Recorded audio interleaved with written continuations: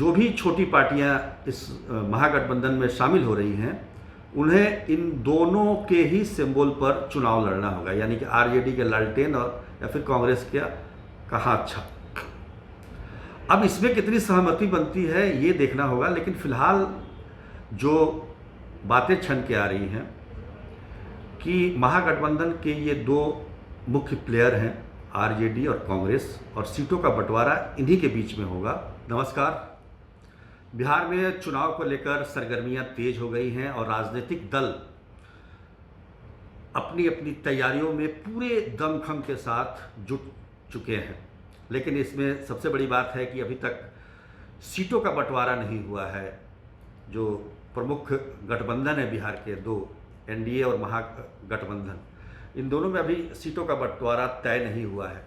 लेकिन आज हम बात करेंगे महागठबंधन किस फॉर्मूले पर सीटों का बंटवारा कर रहा है, और ये बताना इसलिए भी ज़रूरी है क्योंकि ये एक बिल्कुल नया प्रयोग है। महागठबंधन ने ये तय किया है कि सीटों का बंटवारा आरजेडी और कांग्रेस के बीच ही होगा। बाकी अन्य पार्टियां जो हैं, छोटी मोटी पार्टियां, वो इन दोनों दलों में एडजस्ट होंगी। और इसमें एक ये भी बात चल रही है कि जो भी छोटी पार्टियां इस महागठबंधन में शामिल हो रही हैं, उन्हें इन दोनों के ही सिंबल पर चुनाव लड़ना होगा, यानी कि आरजेडी के लालटेन और या फिर कांग्रेस का हाथ छाप।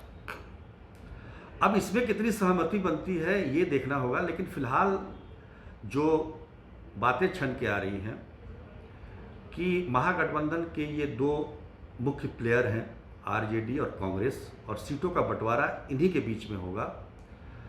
आरजेडी के प्रमुख नेता और पूर्व उप मुख्यमंत्री तेजस्वी यादव पिछले 2 दिनों से दिल्ली में डेरा डाले हुए हैं, क्योंकि उन्हें कांग्रेस से बात करनी है, कांग्रेस आला कमान से बात करनी है। इसके लिए अहमद पटेल अधिकृत हैं और उन्हें राहुल गांधी से भी मुलाकात करनी है। चूँकि कांग्रेस खुद अपनी ही अंदरूनी कुछ राजनीतिक मतभेद से गुजर रही है, इसलिए इसमें समय लग रहा है। लेकिन जो फार्मूला तय किया गया है उसके अनुसार मैं आपको कह सकता हूं कि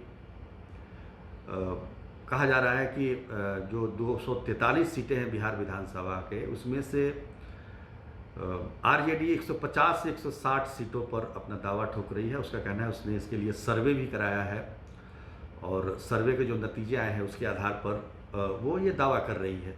और जबकि कांग्रेस को 83 से लेकर 93 सीटें देने की बात चल रही है। कांग्रेस भी पहले मांग कांग्रेस की आई थी कि 80 से ज़्यादा सीटों पर चुनाव लड़ेंगे, तो अब 83 से 93 सीटें मिल रही हैं।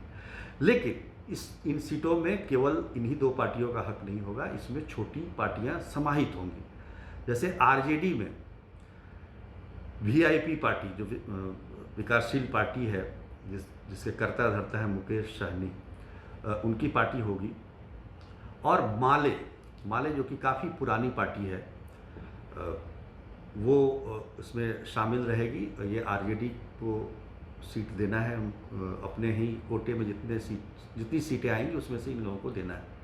कितने पर वो संतुष्ट कर पाते हैं, इनकी बातचीत आरजेडी से होगी। दूसरी तरफ कांग्रेस के साथ उपेंद्र कुशवाहा हैं, राष्ट्रीय लोक समता पार्टी के अध्यक्ष, पहले एनडीए में हुआ करते थे, पिछली सरकार में वो केंद्रीय मंत्री भी थे, लेकिन अभी महागठबंधन के साथ हैं। तो उनकी बातचीत कांग्रेस से होनी है, उनको आरजेडी से कोई लेना देना है।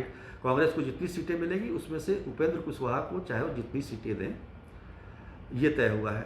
लेकिन उनके कांग्रेस के साथ भारतीय कम्युनिस्ट पार्टी, मार्क्सवादी कम्युनिस्ट पार्टी को भी जोड़ा गया है कि इनको भी कांग्रेस अपने साथ एडजस्ट करे अपने सीटों में, जिसके लिए कांग्रेस अभी तैयार नहीं हो रही है। और जो बातें मैंने पहले बताई कि सिंबल 2 ही होना चाहिए, ऐसे कांग्रेस और आरजेडी का ये प्रयास है। लेकिन ये प्रयास बहुत ज़्यादा सफल होता इसलिए नहीं दिख रहा है क्योंकि इसमें नई पार्टियों के अलावा जो पुरानी पार्टियां हैं, खासतौर पर जो कम्युनिस्ट पार्टियां हैं, जिनका अपना वजूद है, जिनकी अपनी पहचान है, जिनके अपने कार्डर हैं, वो शायद इसके लिए तैयार नहीं होंगे कि वो आरजेडी या कांग्रेस के सिंबल पर चुनाव लड़ें और अपना चुनाव ना लड़ें। ऐसे तो मान्यता भी रद्द हो जाने का चुनाव आयोग की तरफ से ये खतरा रहता है। तो उसमें सहमति मुझे नहीं लगता है कि हो पाएगी, लेकिन आरजेडी और कांग्रेस की तरफ से ये प्रयास है ताकि मतदाताओं को दिक्कत नहीं हो और वोट डालने में, चुनाव चिन्ह पहचानने में। ये छोटी नई पार्टियां तो कर सकती हैं, लेकिन कम्युनिस्ट पार्टी जैसे पुरानी और बड़ी पार्टियां इसको स्वीकार नहीं कर सकती। अब बात करते हैं कि कांग्रेस का जहां तक बात है, तो कांग्रेस की तरफ से जो अहमद पटेल हैं वो बातचीत करेंगे और आरजेडी की तरफ से जो तेजस्वी यादव की तरफ से बातचीत चल रही है।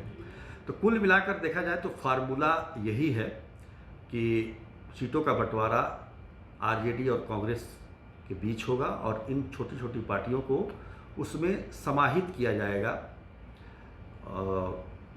बहुत ज़्यादा अगर इधर उधर मामला नहीं हुआ तो आरजेडी का मानना है, अंदरूनी खबर आपको बता दें कि 140 सीटों से कम पर वो चुनाव नहीं लड़ने जा रही है। और दूसरी तरफ कुछ शर्तें थी छोटी पार्टियों की, जैसे उपेंद्र कुशवाहा ने कांग्रेस के सामने शर्त रखी थी और अब वीआईपी ने आरजेडी के सामने शर्त रखी है कि उप मुख्यमंत्री का पद उन्हें दिया जाए। तो ये तमाम बातें भी अभी चल रही हैं, अभी बातचीत का दौर जारी है, लेकिन फार्मूला यही रहने वाला है। आज के लिए बस इतना ही, तब तक के लिए धन्यवाद।